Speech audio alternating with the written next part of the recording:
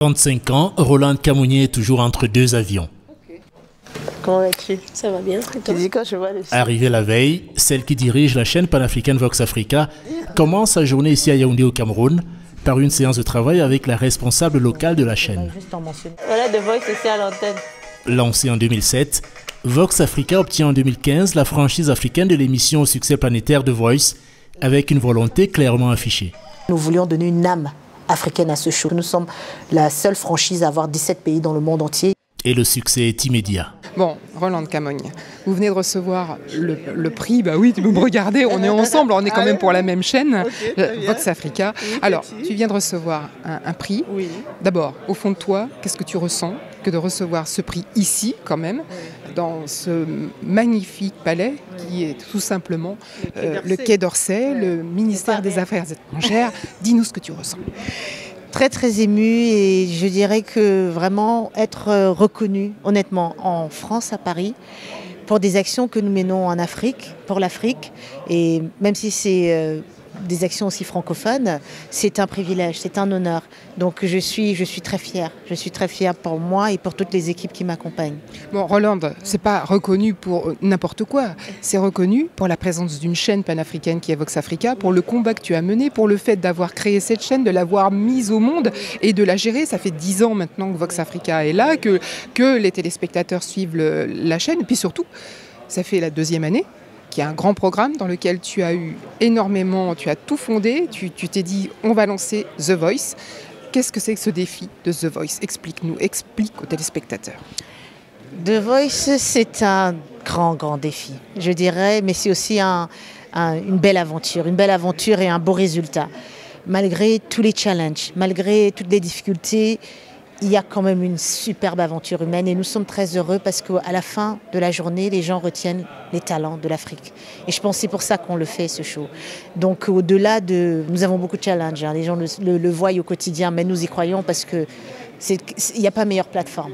Une plateforme qui est quand même extrêmement regardée. Tu le disais tout à l'heure lors de ta remise de ce prix que tu tiens entre tes mains. Plusieurs millions de téléspectateurs au Cameroun, plusieurs millions de téléspectateurs bien sûr en Côte d'Ivoire et partout ailleurs en Afrique et bien évidemment aussi en Europe, aux États-Unis, en Asie, là où il y a la diaspora africaine. Qu'est-ce que ça fait de se dire qu'un projet comme celui-ci, aussi fou, aussi dingue, finalement est regardé par autant de monde à travers autant de personnes, autant de téléspectateurs à travers le monde?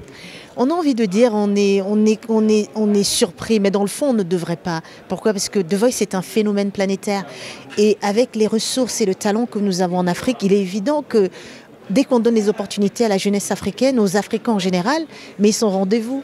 Donc nous on est juste honorés d'avoir été un courroie. Et un courroie d'exercice d'accomplissement de cette plateforme.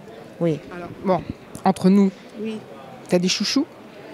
Non, cette année, il y a beaucoup de chouchous. Cette année, l'année dernière, il y avait...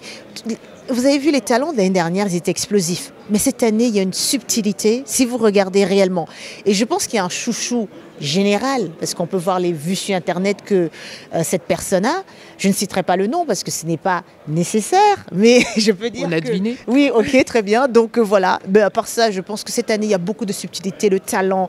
Les personnalités ne sont pas encore... elles ne sont pas encore réellement accomplies, je dirais, mais le talent est là et c'est ce que nous avons voulu faire avec cette saison. Oui. Alors, cette saison, des défis encore à relever, Rolande, pour la chaîne? Olivier, comme Olivier m'a dit, on va mourir. Non, je pense que les défis, on a 10 ans cette année, Cathy.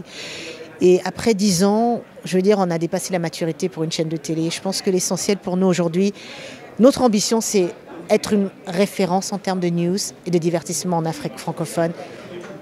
Pas en Afrique francophone, en Afrique et dans le monde.